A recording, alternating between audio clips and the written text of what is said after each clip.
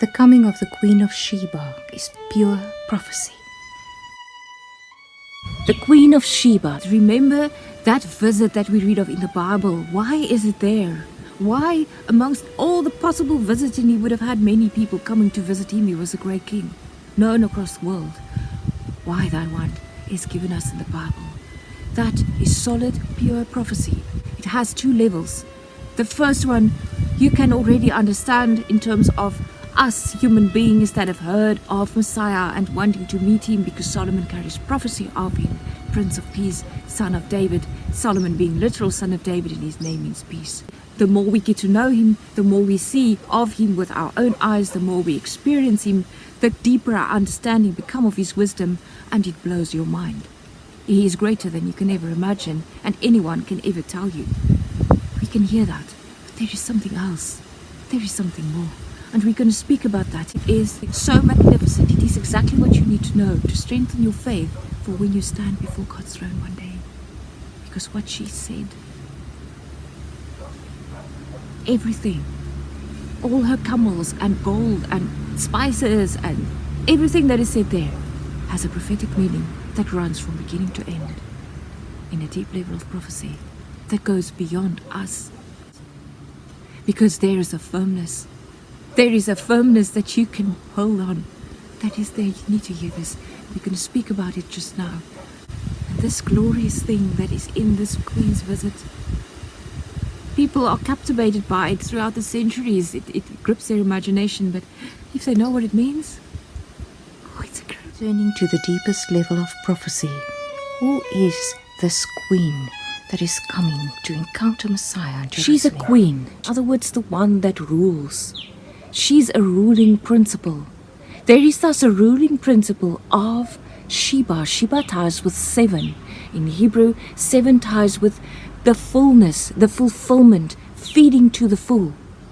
Thus there is a rule that needs to be fed to the full, that is journeying to encounter Messiah in Jerusalem. What encountered Jesus? What rule was there that required fulfillment, that spake to Jesus in the very Jerusalem when this prophecy was fulfilled?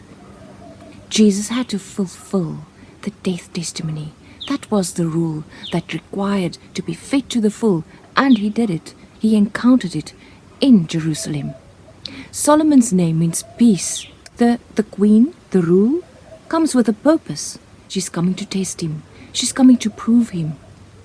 Jesus came to die, to feed to the full the death verdict in Jerusalem, and so to be proven God's legitimate ability to give us peace. So she comes, and she brings this large entourage. And what is incredible, that word that's translated as train, it has a tie with an army. And one can imagine that this queen journeying there all the way to Jerusalem probably did bring an army of soldiers to protect her and her whole entourage together with her. She comes with a force. Knowing who she is, the rule of Sheba, the rule of fulfillment, coming with a force to validate, to test, to prove the legitimacy of the rule of peace, of Jesus giving us peace. The death verdict comes to prove him. She comes with hard questions and her full force. She comes with the incredible, perplexing question. What is the most incredible question, the hardest thing imaginable? It is the fact that the punishment for sin is death, and we are all sinners. We are guilty of it. Thus, how can there be peace between us and God? How can there be redemption? How can there be God's salvation given to us if we deserve the death verdict? It is a riddle that seems impossible to answer, but yet he was able to. And we read that she poured out her whole heart.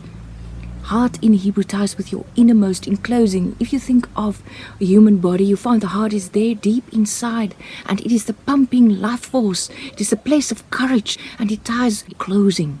The death verdict came with its full courage.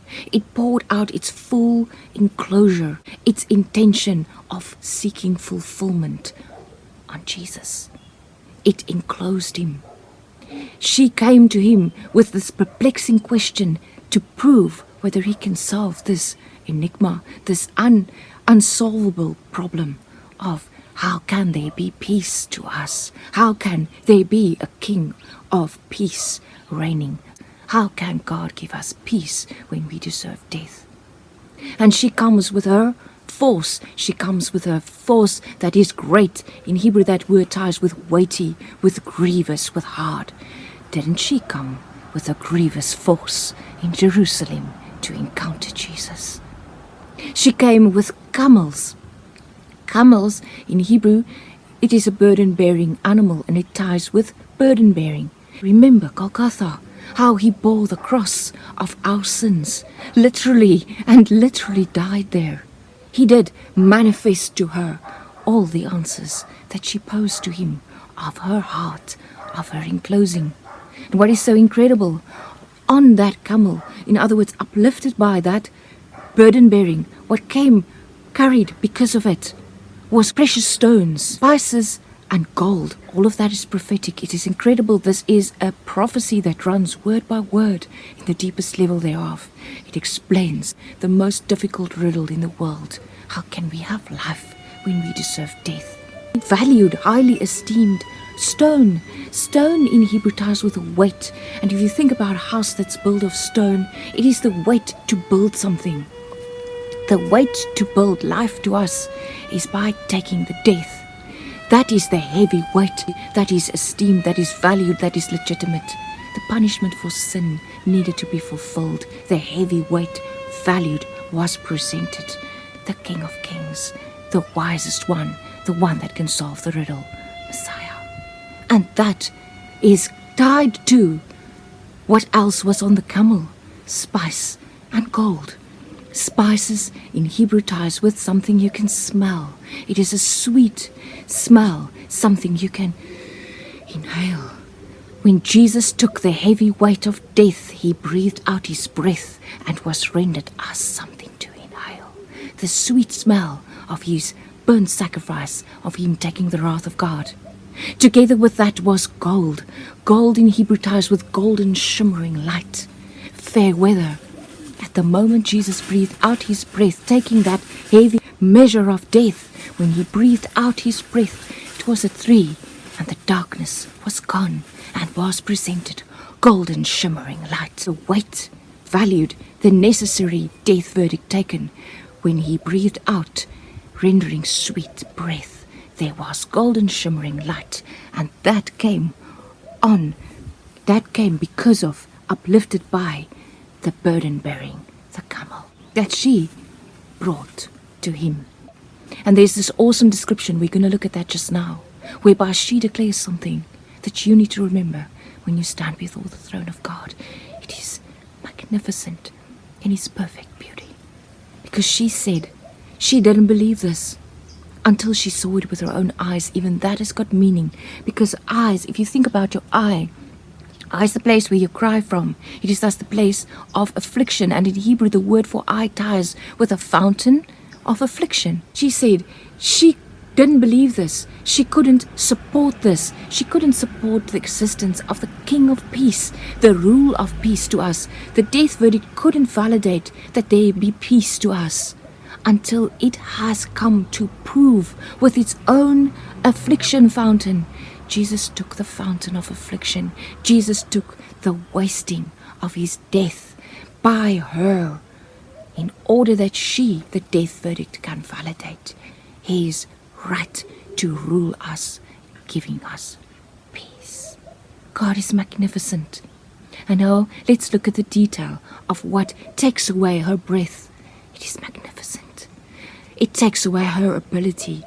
If you think about a fiery wrath and justice of God blowing, chasing after us, this has taken her breath away. So what is it? What did she see? Let's look at that verse. When the Queen of Sheba had seen all the wisdom of King Solomon, the meat of his table, the sitting of his servants, the attendance of his ministers, their apparel, and his cupbearers, and his ascent unto the house of the Lord, there was no more spirit in her. When this queen, when this rule of fulfillment encountered all of the wisdom of peace, right, it ties with the wise dealings, when it encountered the wise dealings of God to render peace, when it saw the food of his table. Food in Hebrew comes from a root that ties with consuming.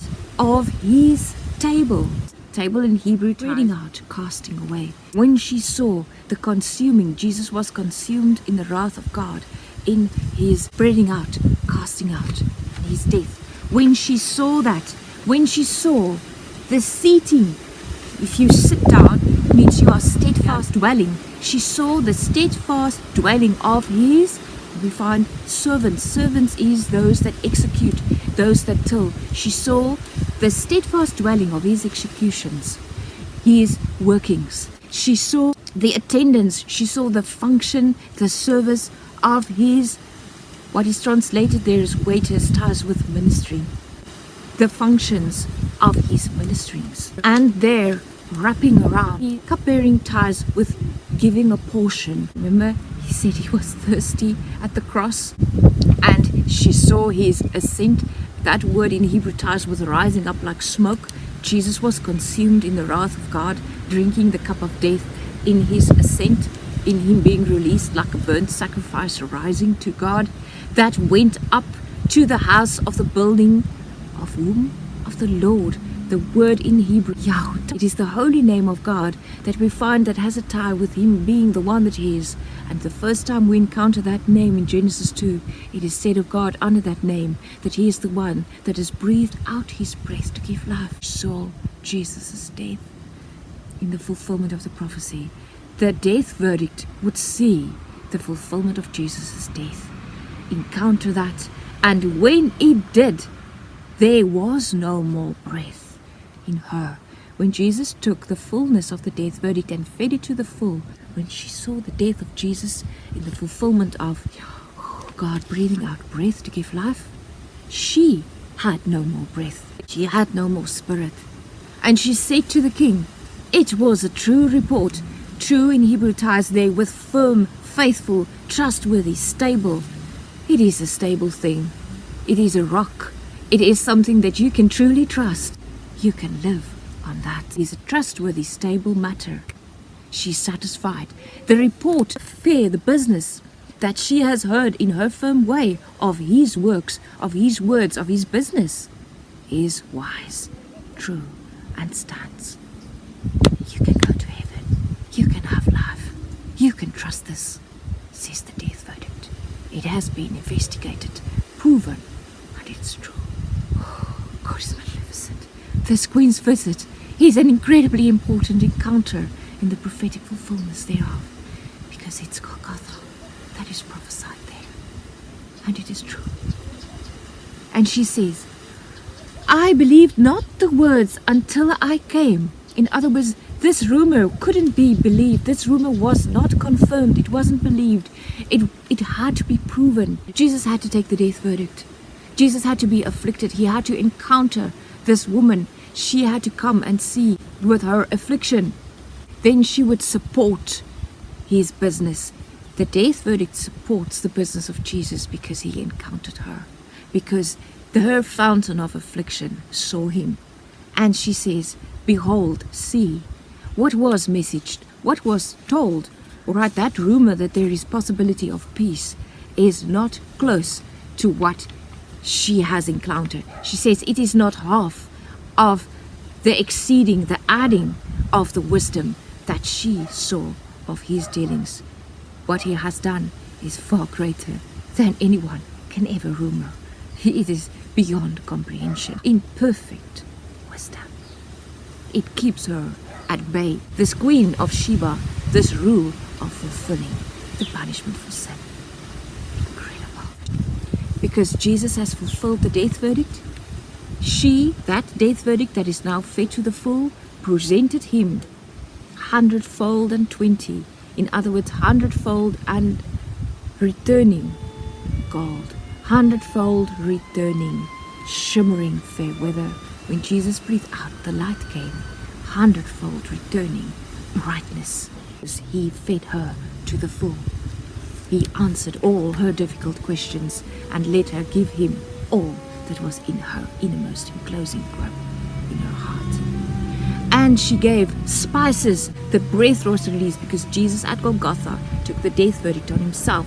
He rendered his breath. And it was of such great store, right? It was so incredible. Never again would be seen such a thing. There came no more such abundance of spice, of fragrance, of sweet breath, as there was when visited the queen, the rule of fulfillment of Sheba, and that was rendered Solomon. There is no life outside of him who has died in the stead of us. That is how God gave peace to us. And she declared that trustworthy because she proved it by her visit. The death verdict departed because it was satisfied by him.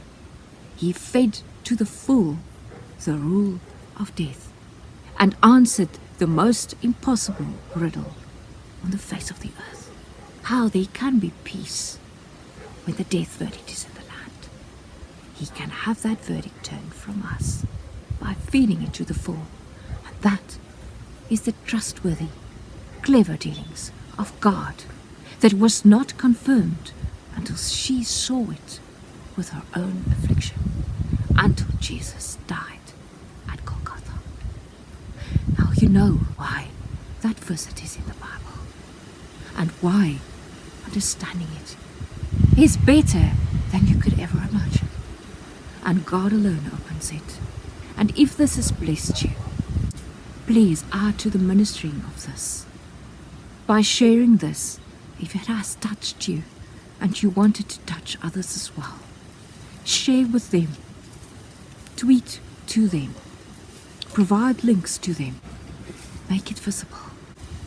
It is the most profound covenant imaginable.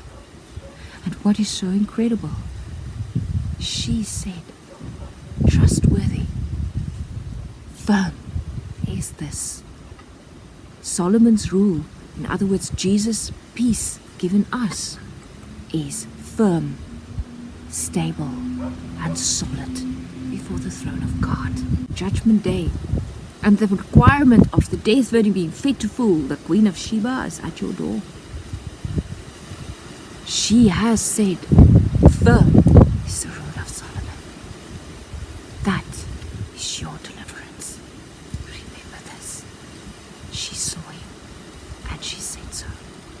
God established the rule of peace on the firmness of the feeding to the full of death by Jesus, who breathed out his breath and thereby turned darkness to light. None of us can do this. It's your only way. And his word, as she said, is better than you have imagined when you first heard. It is greater than anything when God opens it.